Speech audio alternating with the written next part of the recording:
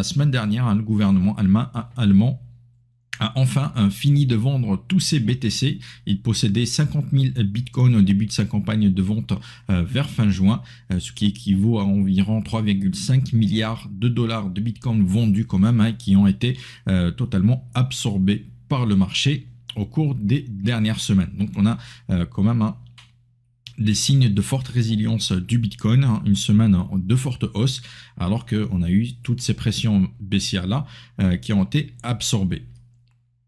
Donc le fait que le prix du BTC résistait aussi bien qu'il l'a fait souligne l'importance de la demande. On a beaucoup de demande, on a aussi de la demande, on en a parlé la semaine dernière, notamment avec les flux entrants du côté des ETF de Bitcoin, qui ont été de plus d'1 milliard de dollars au cours de la seule semaine dernière. Donc on a les ventes et on a aussi beaucoup de demandes, ce qui fait que le prix du Bitcoin est plutôt résilient.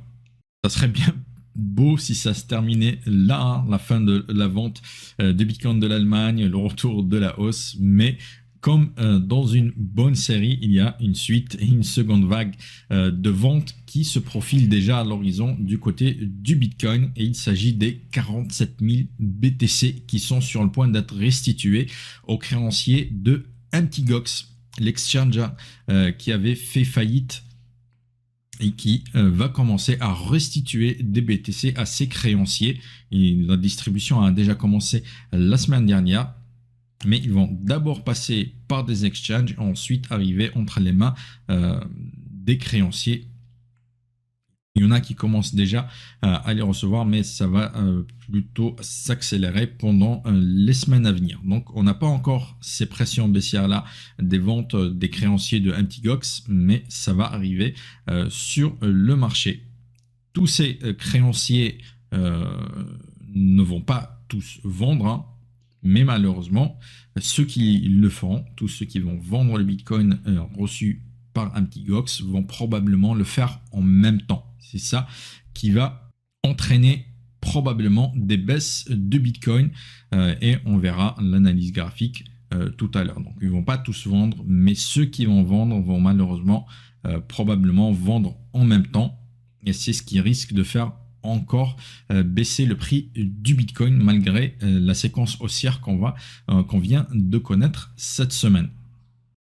Du côté des ETF, on en parle encore et encore. On en a parlé la semaine dernière, je vais juste le mentionner, sur les ETF sur l'Ethereum. On les attend depuis quelques semaines et ils pourraient arriver maintenant à tout moment.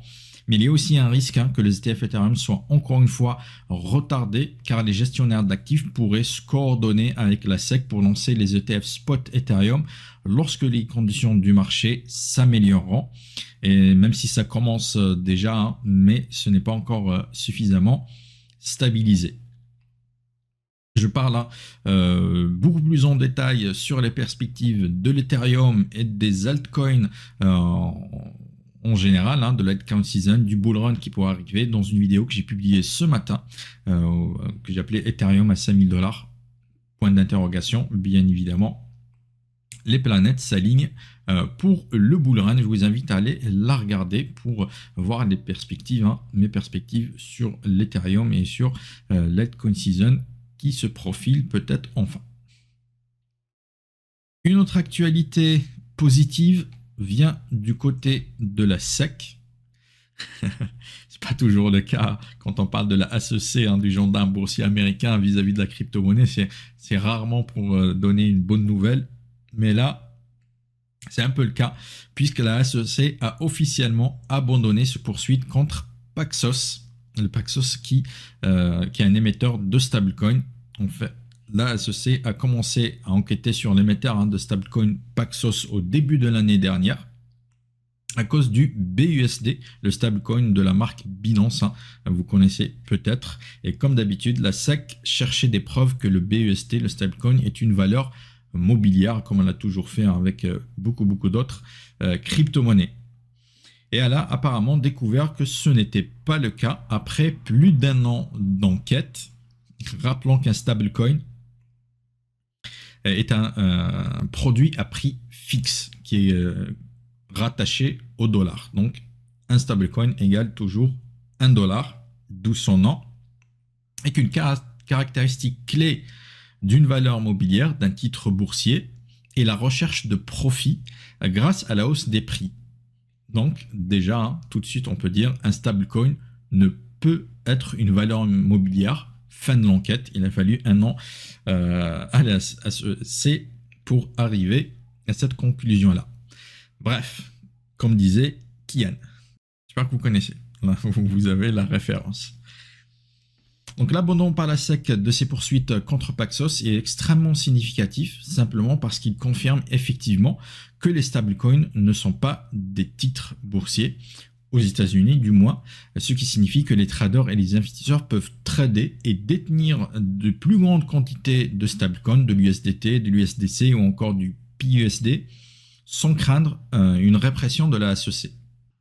Et plus important encore, les politiciens peuvent maintenant travailler sur les lois concernant les stablecoins aux États-Unis, qui pourraient mener à la classification des stablecoins comme forme d'argent. Les stablecoins pourraient être classifiés comme de la monnaie, ce qui est très très très attendu par la communauté crypto. Il sera alors possible d'utiliser les stablecoins pour des choses comme des paiements avec sa carte Visa, et il pourrait devenir beaucoup plus facile pour les projets crypto d'être adoptés, car les utilisateurs pourraient payer avec leur carte Visa compatible avec les stablecoins. Ça serait une formidable avancée pour l'adoption globale des crypto-monnaies. Pas à pas, on pourrait y arriver. Tout cela est très excitant pour les investisseurs en crypto-monnaie, mais le chemin, bien évidemment, reste encore très lent. Et on rappelle que la SEC a encore des enquêtes ouvertes contre Uniswap, par exemple, et préparait même une autre enquête contre l'Ethereum. Elle va probablement continuer à essayer de bloquer la progression de la crypto-monnaie. En tout cas, ça semble clair tant que Gary Gensler est à sa tête, et dire qu'il suffirait de changer de président aux États-Unis. Tiens, il n'y aurait pas une élection bientôt? Ça pourrait être intéressant à suivre de ce côté-là aussi. Si tous ces développements vous poussent à vous lancer dans la crypto-monnaie, à vous intéresser un peu plus à l'investissement dans la crypto, mais vous ne savez pas comment faire, commencez par regarder mon portefeuille crypto en temps réel. Je partage tous mes investissements et je prépare un service plus large où je peux vous accompagner dans toutes les étapes de votre investissement en crypto. Si ça vous intéresse, vous avez le lien juste en bas de la description. Je vous invite à jeter un coup d'œil. Une autre conséquence aussi potentielle de l'abandon par la SEC de ces poursuites contre Paxos est qu'elle pourrait donner à l'émetteur du stablecoin USDC, Circle, le feu vert pour son introduction en bourse enfin. Pour rappel, Circle, l'émetteur de l'USDC, cherche à entrer en bourse depuis plusieurs mois, depuis presque un an, et on ne sait pas ce qui le retient, ce qui le retarde, et on pense que c'est le manque justement de cadre légal concernant les stablecoins aux États-Unis.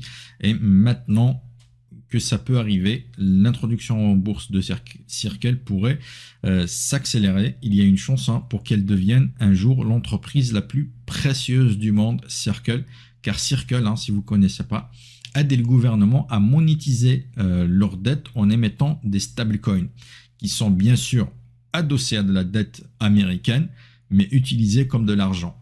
En achetant de l'USDC, quelque part, vous achetez de la dette américaine. Donc ça a un énorme potentiel à l'avenir. Donc Circle détient déjà le stablecoin USDC que vous connaissez peut-être déjà. Si vous investissez dans la crypto-monnaie, vous connaissez forcément. C'est le principal concurrent de l'USDT.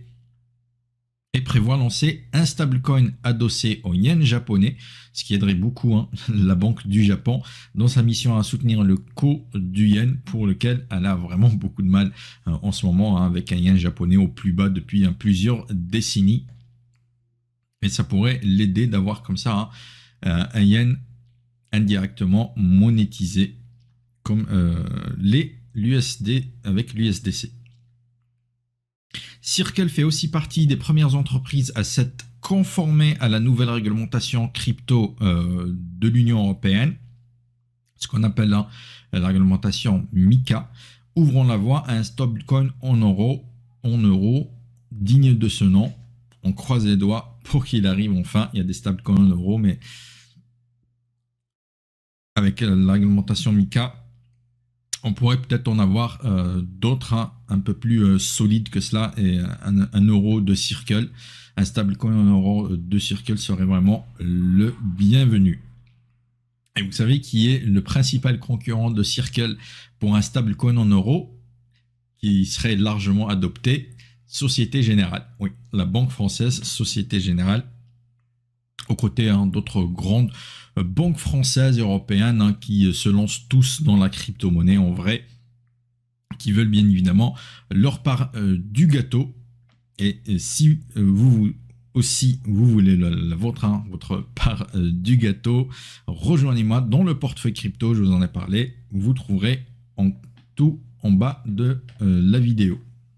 Et bien évidemment, tout ça pour conclure cette phase. Si vous vous intéressez dans la crypto-monnaie, peut-être via les actions, comme l'action Coinbase, qui est l'action principale avec laquelle on peut s'exposer aux crypto-monnaies, je vous invite à surveiller vraiment de très très près la prochaine, bientôt ou dans plusieurs mois, mais il faudra suivre ce dossier de très très près, cette éventuelle introduction en bourse de Circle qui va être extrêmement intéressante à surveiller. Bien évidemment, je vais vous en parler dès qu'il y aura du nouveau là-dessus. Et pour ne rien manquer, vous savez ce que vous avez à faire.